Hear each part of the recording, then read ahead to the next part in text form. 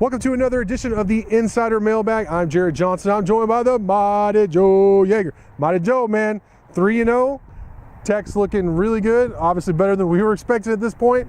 7 o'clock, blackout with Oklahoma State right here at the Jones coming up on Saturday. How you doing? Doing great, man. Season just keeps getting better. I mean, every game's looking better and better. Every win is another nice thing to happen. And then you come up with a plum game here in week 4, or game 4, I guess technically, against Oklahoma State. Here at home, I'm expecting the place to be packed and rocking, and man, can't wait to get it on. This is. I was excited about Arizona State, but I think I'm more excited about this than I am Arizona State, and that's saying something. The last 3 weeks, that kind of, as you alluded to, has ratcheted up the level of excitement, and I haven't felt like that. I guess 2005, I was feeling pretty good after that, coming back from Fayetteville to the Arkansas game, and then 2013, obviously with that 7-0 start, there was a serious fervor going around Lubbock with that one. But this feels, I don't say it feels different, but I think the play of the defense really has a lot of people excited. I know we're pretty stoked about it. Y'all are stoked about it. Y'all have some great questions this week, so let's dive right into them. Speaking of being stoked and our expectations and all that, Zebby09 asks, after 3 games, has our projection on the final outcome of the season changed? Seems like we've been asked this every week. Right. But it's a good question. Mighty Joe, what do you think? Yeah, I've been fighting this forever, you know. Don't fight it, Joe. That's right. I'm going over to the, would it be the dark side or not? This would be the sunshine side. Good side, the good side, the Luke Skywalker side or whatever. The Force, I'm letting the Force be with me, I guess you'd say. So, yeah, I've been 5-7 all this time, but I'm making a radical switch now and going all the way up to 8-4. I began looking at the schedule. And that's just the way it's looking right now. And I think they're going to beat Oklahoma State. I think that's going to start the ball off rolling really in Big 12 play. And the Big 12 is just going to be a dogfight.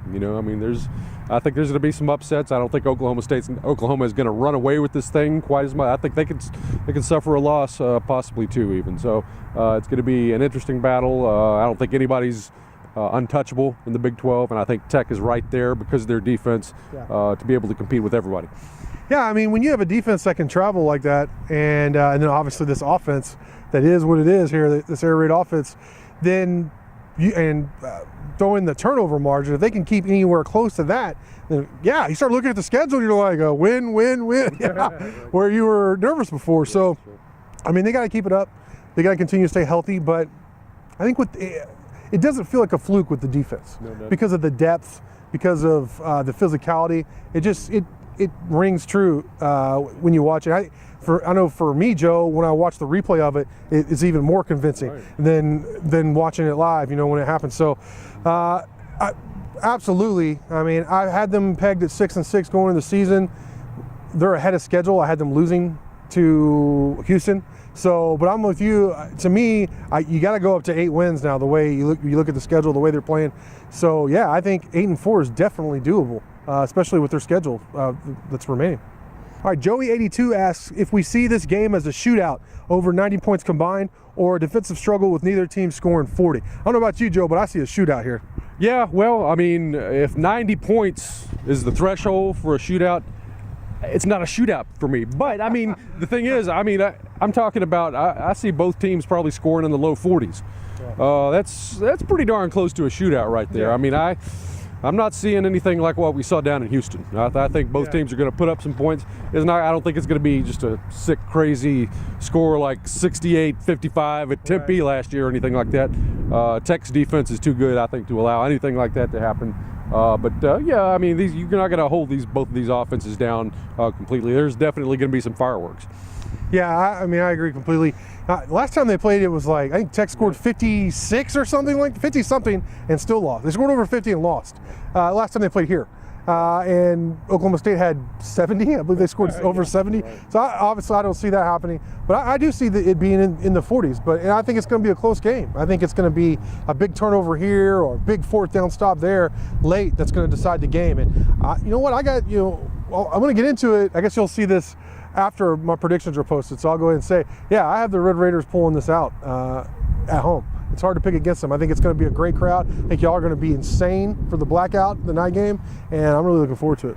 Panther Cat asks if Dorsey does not play, which he's not. I mean, he's not going to play, having had that head injury. I mean, I haven't heard anybody tell me, hey, he's not going to play, but I would be very surprised if he played, having suffered a concussion and the way he did last week. And I mean, he even stayed back a little bit later than the team and had to go to the hospital and everything. You know, he did return. He is supposed to be okay, but you just can't mess with those concussions, especially nowadays that we know so much more about the effects of them. So no, I don't think Dorsey's going to play. So the question begs, who's going to replace him back there at safety, Joe? And who do you think? Well, it's probably going to be Doug Coleman going to get the first shot at it. I think Keyshawn Allen, who played some against Houston as well, is going to figure in there. So probably both of those guys get most of the reps.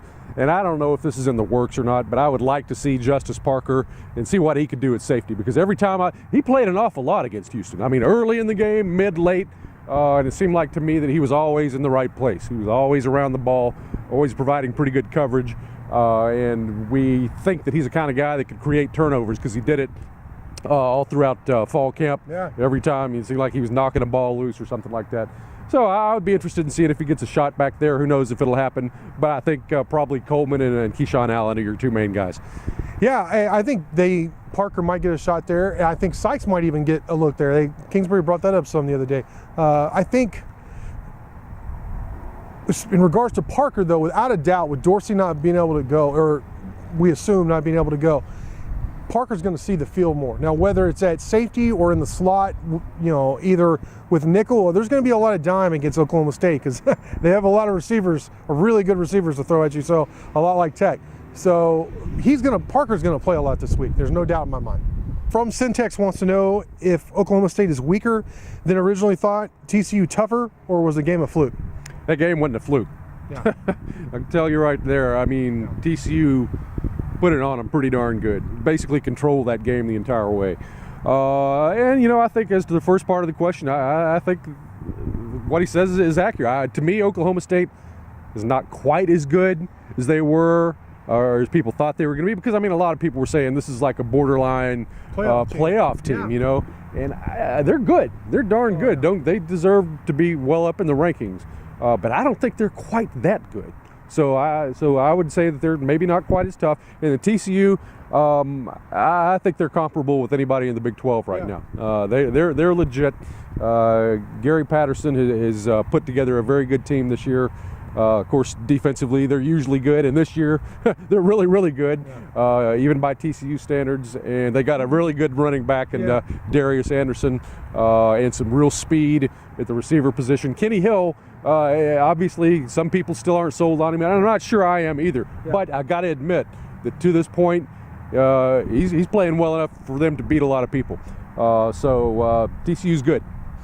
Yeah, for me, the biggest surprise of TCU, I'm not sure on Oklahoma State. Honestly, to me, I still think they're like a good team. I don't know about playoff team. We're going to have to see where TCU is, because my biggest question about TCU and the biggest surprise is, their running game, like you said, with Anderson. That makes them a different animal, because I knew they were going to have a good defense because they have a veteran defense. And Patterson plus veterans equals very good defense, or at least good defense. And I've been skeptical of Kenny Trill for sure, but them adding this power running element with Anderson has changed the game for them.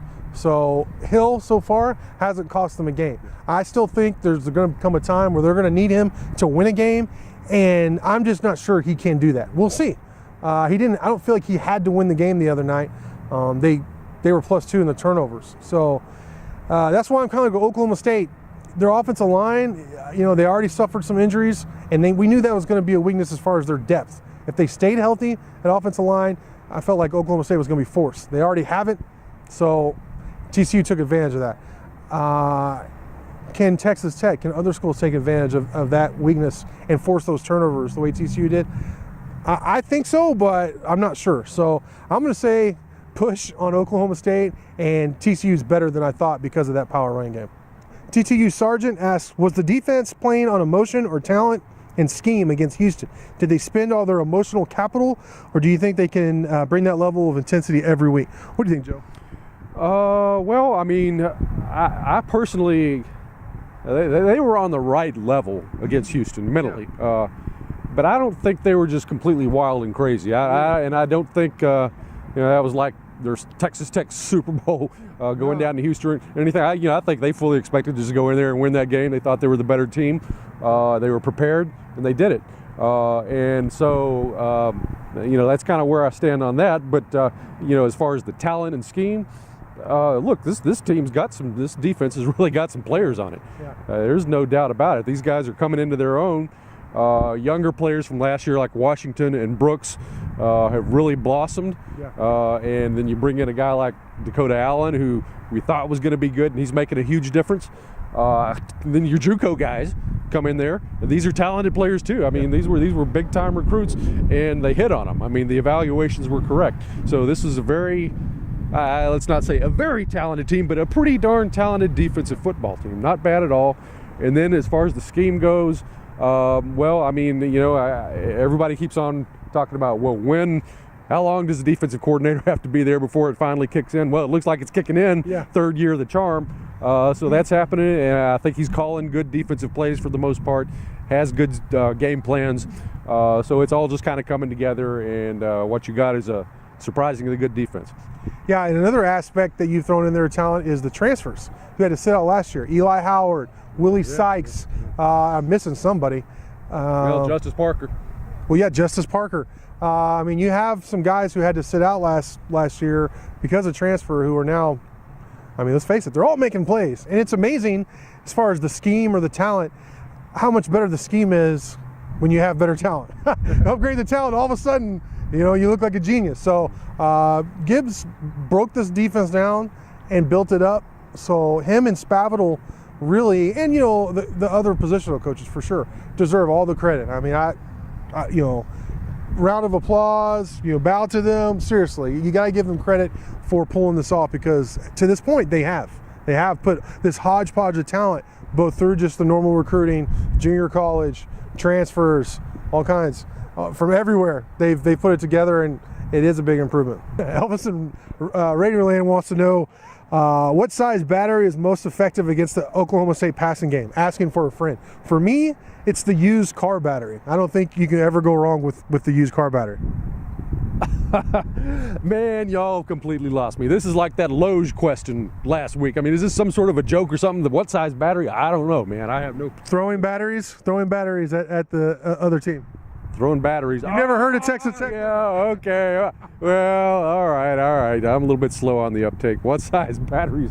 Y'all were just nicer back in the day, a generation ago, than my generation. I knew exactly what you meant, Elvis, because I had a couple of friends who did that back in the day as well. Maybe you've been hanging out with Elvis, and you know what this dude's like. So, yeah, the bigger the better. Maybe like a Mercury outboard boat battery or something like that. If you can manage to smuggle it in, and you're not... if you're down fairly close, you'd have to have a hell of an arm. Yeah, I was about to say. Yeah. You gotta heat that sucker. That's right. So yeah, that's where we're at on the batteries. Either that or a grocery bag full of like D's. Then those, you can really chunk those puppies. That's borderline terroristic, man. Night game at the Jones, man. Crazy things happen. All right, Joe. I think that's going to do it for part one. Please be sure to watch part two of the mailbag.